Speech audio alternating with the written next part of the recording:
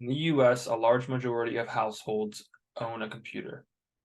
According to Statistica.com, in 2016, 89.3% of all American households own a computer.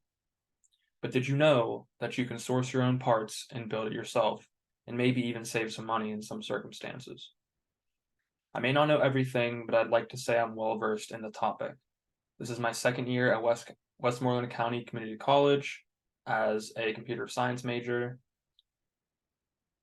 I also work at a place called AGI Repair, where we fix laptops, Chromebooks, iPads, phones, Nintendo Switches, Xboxes, PlayStations, basically anything electronic we fix there. And I'm also an avid PC gamer. So I've built my own PC, I maintain my own PC, I do all of the software stuff on it, I do all the hardware stuff on it. So I know a little bit about the stuff. I have mentioned just now that I'm not perfect, I don't know everything. So if something seems off or if I misspeak, it may not add up correctly. If you'd like to check my information, all it takes is a quick Google search or a YouTube search. There's plenty of information out there and resources. To name a few would be like Linus Tech Tips or Gamers Nexus.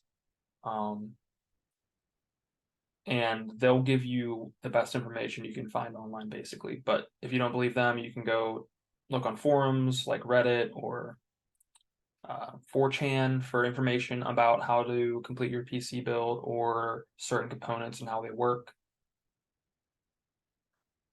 Next, I'd like to focus on the first step, which I think is gathering your tools. Tools are important because you don't want to be stopping mid-build to move around to find things. It's much easier if they're already prepared, already right there in front of you, and you can get to them easily. The first tool I'm going to talk about is a screwdriver. I feel like everyone knows what a screwdriver is, but they're not very expensive. You can get them at Walmart or Lowe's, Home Depot, any kind of store probably around you, fairly cheap. If you don't have one, you're going to need it to insert screws, remove screws, any kind of just basic screw removal. That'll be like on the case, on the motherboard, stuff like that. The next thing I'd recommend would be an anti-static wristband. It's a band that goes around your wrist and it grounds you to whatever you ground yourself to. Most people will use their power supply or their computer case because the computer case has a built-in ground because of obviously the function of a computer. You don't want it to be short-circuiting. The next tool I would recommend would be needle nose pliers. These are great for getting into tight spots, moving wires around. If you drop a screw, which if anyone here has ever built a computer, they know how frustrating that can be, losing your screw back behind the back side of your cover, and then you have to take everything apart to find it. And then even then you may not find it. So needle nose pliers are great for that. Another tool that I think is great for PC building, especially if you don't have a well-lit house or room or whatever you're building your computer in, is a flashlight. You can find some that are real tiny that have magnets you can place inside your computer case while you're working on it, so it's real easy to see. There should be no issues there with that. I feel like everyone has a flashlight because phones have flashlights, so worst case, use that. Last but not least is cable ties or zip ties, Velcro ties, any kind of thing that can tie up your cables and make them look nice and neat because you don't want them to be messy and you don't want them to look bad, essentially.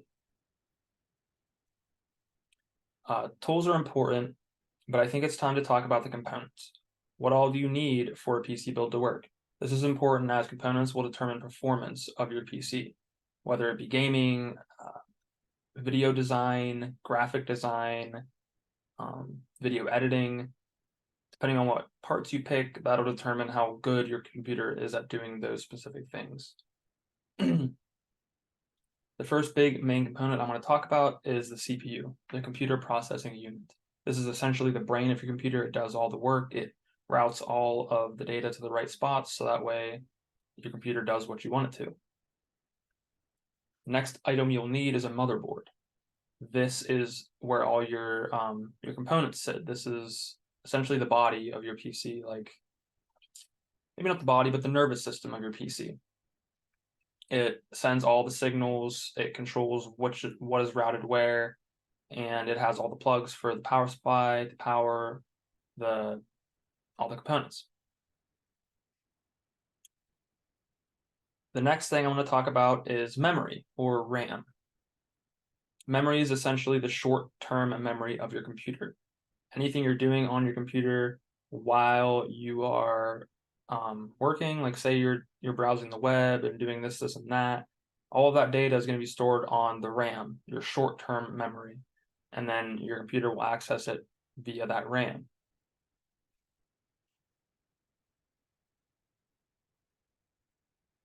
Another big component for your PC build is going to be your graphics card. This is probably going to be your most expensive piece of your build.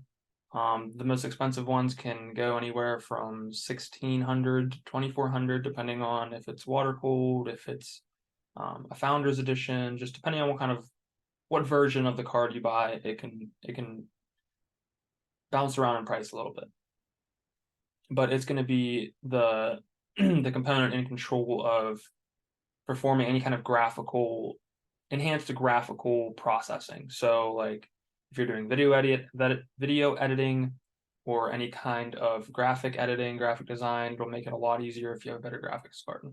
And gaming as well. Gaming is you can't game without a graphics card, so you'll definitely need that. Storage. So this would be like your long-term memory. This would be like your hard drives, your solid state drives, your M.2 drives. Basically anything will work unless you're being picky about the read and write speeds. The quickest right now, I think, is the M.2 drives, which are just a little more pricey than the other options.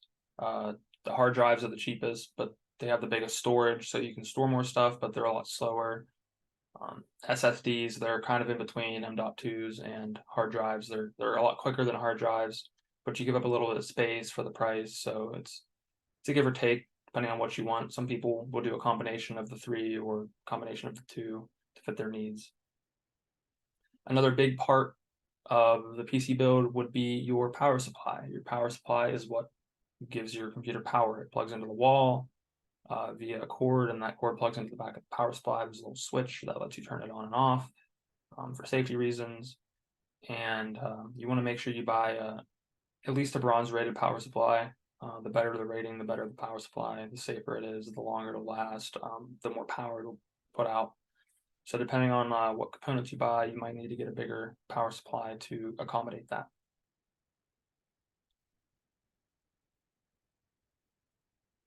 The next part is a computer chassis or a computer case. This is where all your components will go. This is essentially the outside of the PC, the outside body of the PC where people will be touching it, or the power button is, and all the USB slots and stuff.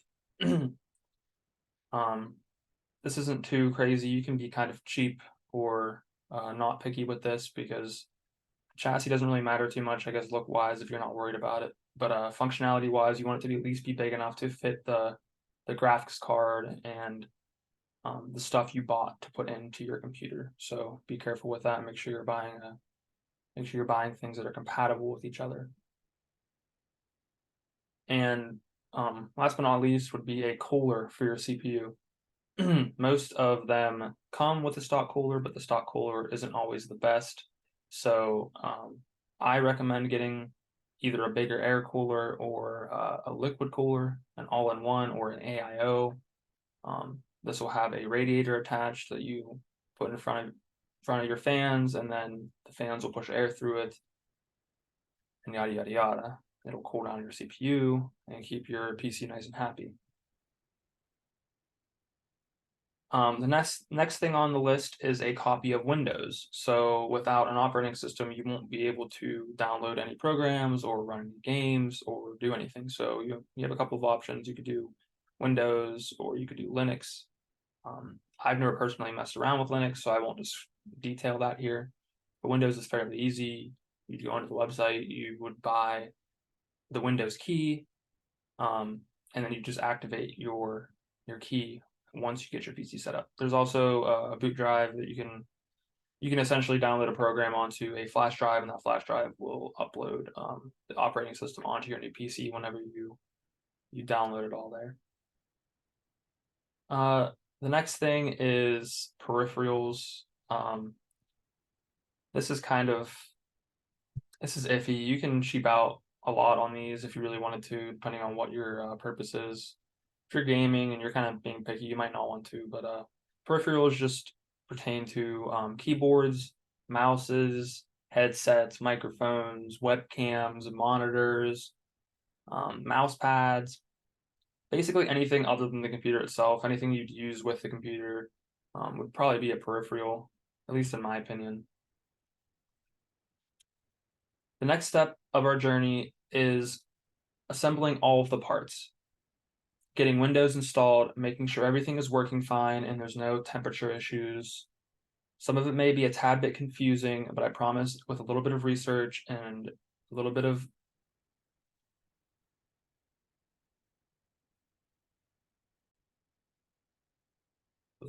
research and effort, you'll do just fine. The first step of your assembly journey is to clean off your workspace. You want to make sure your workspace is something non-conductive. You don't want to use metal because metal can conduct static electricity or transfer static electricity, which can ruin your parts. Make sure anything necessary for your build is there on your desk. You want to make sure it's available to you where you can reach it, not somewhere across the room, not somewhere downstairs, not somewhere in the bathroom. Make sure it's there with you. Also, make sure you have your anti-static wrist wrap. That will prevent any kind of damage being done via any kind of static you may create. The first two components you will insert are the RAM and the CPU. These will go directly into the motherboard. They fit in fairly easy. The CPU has a little triangle on the one corner, and you're going to line that up with the triangle on the motherboard. Make sure you don't force it in. There's little pins on the back of the CPU, and you don't want to bend any of them. If you bend those, the whole component's just ruined. So be very careful with it. Don't touch the pins with your fingers. Slowly, gently put it into the slot where it belongs, and leave it there. The RAM only goes in one way. It makes it very easy, kind of the same as the CPU. It's not as fragile, but it can still break, so be careful with it. There's usually 2 slots. Some motherboards will have 4. So check your manual in your motherboard box, and it should tell you which slots to use depending on if you have two RAM sticks or 4. The next thing you'll be putting in is the motherboard. You want to mount the motherboard with the RAM and the CPU already in it into the computer chassis.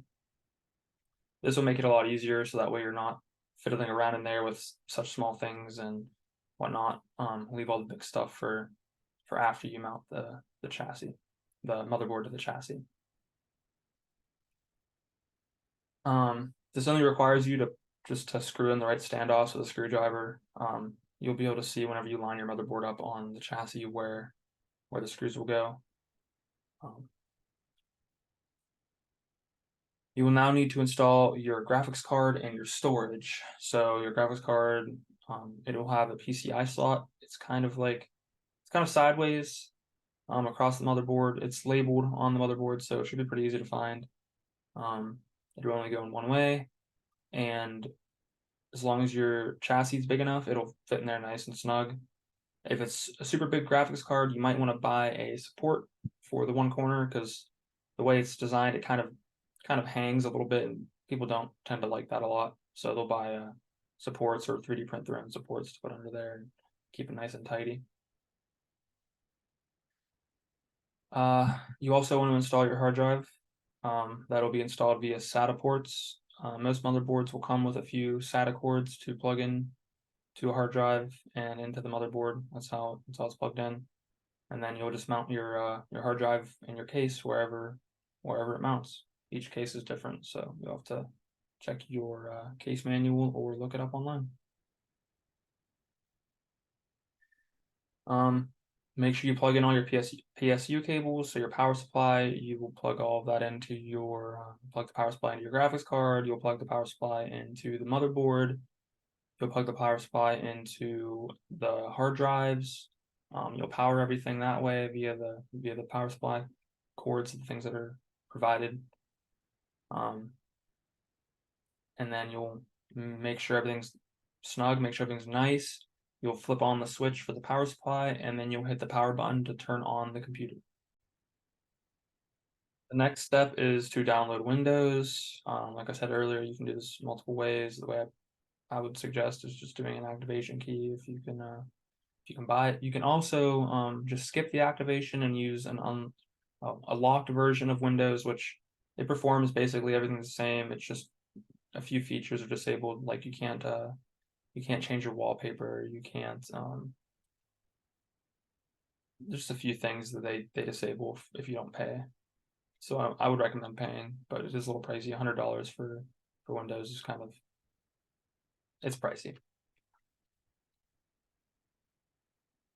Last step is to go over and make sure everything works correctly. So you'll turn on your PC, make sure you can get Windows installed, and make sure it boots up. And once you get into Windows, I would suggest downloading your CPU temp program, whatever that may be. If you have a Ryzen, it'll be Ryzen Master. If you have Intel, I think they have some third-party programs that you can use to check that. I'm not entirely sure. I don't really use Intel, so I don't know, but that should be fairly easy on Intel as well to find out. You also want to make sure that your temps are good. So once you get it downloaded, go into the program, check and make sure that nothing's too crazy high. Most programs will have an indicator letting you know if it's getting hot, or if it's nice and cool, or if it's somewhere in the middle. It'll have like a color coding system or an indicator just letting you know, hey, watch out. And then worst case, if it gets super hot, the whole PC will just shut down. So I mean, it's not very good for the components, but it's kind of like a fail safe, so it should be okay either way. Conclusion: I think anyone who tries this will be surprised by how much fun it can be. It always is super intimidating at first, finding all the parts, finding all the tools, getting it all gathered, getting it all ready, and then actually doing the task. But it's great fun. It's amazing. I have a good time doing it, and I would suggest anyone else try it. Remember to prioritize keeping your anti-static wristband on and make sure it is grounded to something like your computer chassis or literally anything in your house that you can ground yourself to. Because components are expensive. You don't want to break anything based on negligence. So be very careful, because like I said earlier, graphics cards can run up into the thousands or 2000s currency wise. So make sure you're organized.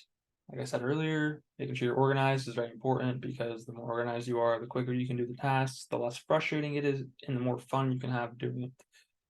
If you're getting mad the whole time, take a step back, breathe a little bit, maybe go outside, or depending on where you live, it might be too cold or too hot. Do whatever's comfortable for you. Take a seat somewhere, grab a drink. It can be very frustrating sometimes, but don't let that ruin it for you. It can be great. I really hope all this made sense. I feel like I kind of rambled on a little bit, but I did my best, hopefully. I hope you guys learned something from this. I'm not the greatest teacher, but I do know a little bit, and I try my best to help others understand and help others learn, because without that, there is no more learning. There is no more expansion to what I know, or to what other people know, or to what we know as a society. So I like to explore and try different things with computers, and I really hope you guys are interested in doing something or can find some sort of interest in it, because it kind of is the future. There's a lot there's a lot going on with it. So, but thank you.